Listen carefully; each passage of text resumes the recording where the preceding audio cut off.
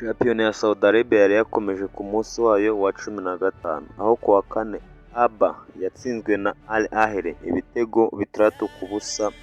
Al Riyad inganya na Al Hazam 0-0, Al Ittihad itsinda Al Khalej 4-2,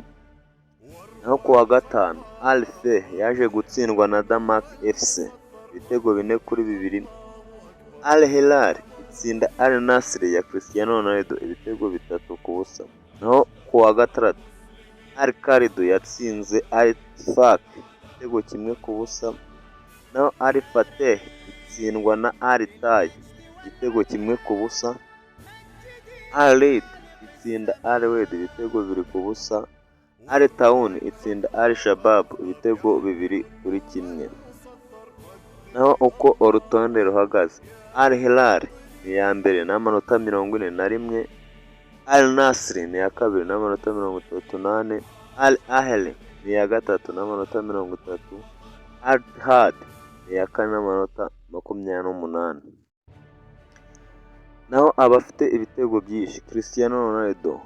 afite 15 niwe wa mbere akinira Al Nassr, Alexander Mitrovic afite ibitego 11 akinira Al Hilal,